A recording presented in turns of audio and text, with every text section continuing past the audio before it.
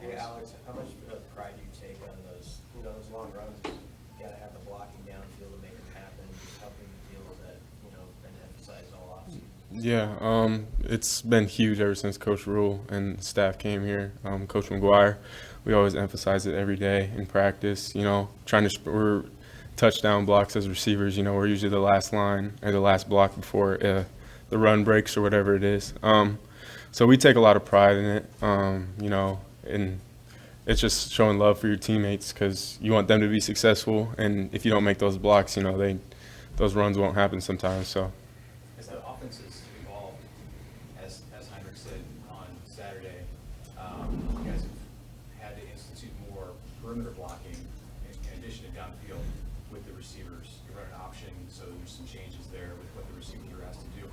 How is that reflected in practice? Like, how much time are you spending now on new elements of the playbook that weren't there for you just a month or two ago? Yeah, even just today, I think we spent probably 3 periods today during practice where, as receivers, we're just blocking, working on the run game. So, it's not just like we're half and half almost at practice, run block and then just catching the ball, so running routes. So it's a big part of our offense, and we know that. And our offense counts on us to be able to perimeter block, and it's a big part of this offense. So. Not asking you to commentate on officiating, but what's the key, the holds called, what are you looking to do on those plays when you got a guy? Yeah, people often ask me, what's the hardest part about playing receiver? It's blocking because the DB or whoever you're blocking can see the play and you can't, so it's hard to know when to let go or when someone's running by you. But yeah, usually you just got to be you have to react quick if you feel them coming off you because the guy's running by him, you got to let go. And, unfortunately that was called. I can't do anything about that, but, I just learn from it and move on. What's the technique on those plays? What are you taught to do? What makes that work well? I try to keep my hands inside, and then just run your feet, drive them, and then, for those plays, I think it was an outside run, so I'm trying to contain the outside to let the running back go or come off my outside, and try to keep him inside. And then if he comes off like that, I gotta let go next time. So.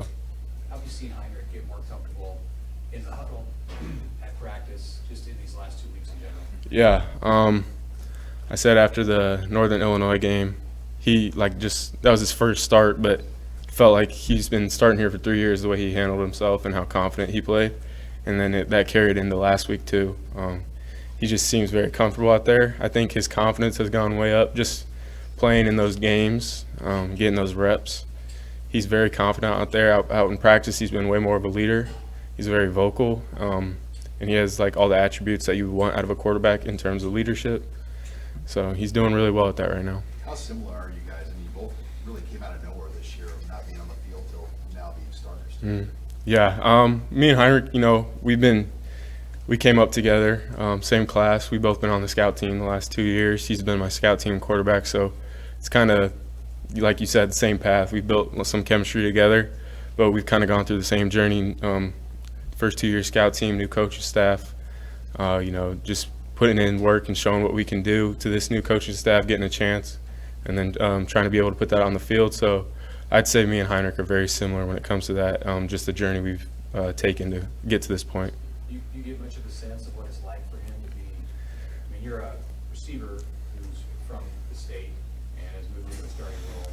How much different is it for a quarterback who's in that same position, which is the attention that's on? Yeah, no, I think we go through a lot of the same things, but like you said, you know how a quarterback is. You got probably the most pressure on the whole team, the most attention. You got one of the hardest jobs, if not the hardest, on the field. So the pressure for him and me might be a little bit different. So it's been very impressive to see him handle that. In his first 2 starts, he's handled it very well, all the things that come with being a quarterback, and it's very impressive to see. Coach Smith's talking about Josh Fleets, maybe get a little more look at running back. I guess I'm just curious from your time working with him, what does he brought? What does he do well? Yeah, Josh, he's very explosive. He runs with a low center of gravity. He's played a running back for a good amount of his life, so he knows how to play back there. He has long-term speed. If he hits a hole, he can take it. I think he ran 10.4 or something in high school, and he still has that speed. So he's very shifty also. He knows how to hit holes. He's very patient. So he fits right in with the running backs out there. Can you tell like he's a veteran? He's been around college football for Yeah, 6 years? yeah, no, I mean, just some of the things he does, you know, sometimes I try to, like, pick up pointers from him because things that he's doing on the field, I'm kind of like, how did you even see that and all that stuff, and he's been playing, this is 6 years, so he's seen more than I have, you know, double what I have, so it's just good to learn from him. He knows a lot out there. What kind of potential do guys like Malachi Coleman have? And as an older guy, how do you try to get it out of him in practice? Yeah, I mean, when you're 6'4" and as fast as he is, you know, he's very gifted. The best way to, you know, he hasn't really seen, I mean, obviously as a freshman, you don't see how hard college is until you actually get here. So he's adjusted very well ever since he got here. And, you know, just the best way to bring it out of him is just in practice every day. You got to go hard. You can't just take those gifts for granted. You got to keep working on them every day because in this league, you know, someone's always trying to take your spot, catch up with you. So I'm, you know, with all the young guys and him too, just trying to push them every day to, you know, reach their potential. Yeah, I have a question. Probably going to be a big crowd on Saturday. What's your favorite memory when you were a fan of just a big Memorial Stadium crowd and you being there and experiencing it? Yeah, it's electric. I mean, a couple games come to mind. You know, the Miami game, whatever that was, almost a decade ago. That was a big game. Other big games throughout the years. I mean, the last time we played Michigan here, it was a big game. But you know, the crowd. I mean, I know they're going to be into it. Nebraska fans are second to none, and they're going to bring the energy, and the atmosphere is going to be, you know, pretty great. So. You obviously don't want them to be too loud when you're on the field, but how much can they change a game like this and change a team like that? Yeah, for sure. I mean, our first 2 games of the year, Minnesota and Colorado, the crowds are very loud. We had to sometimes go on silent counts and do all that type of stuff. So for our opposing offenses, you know, the crowd is actually a lot bigger factor than people might actually think.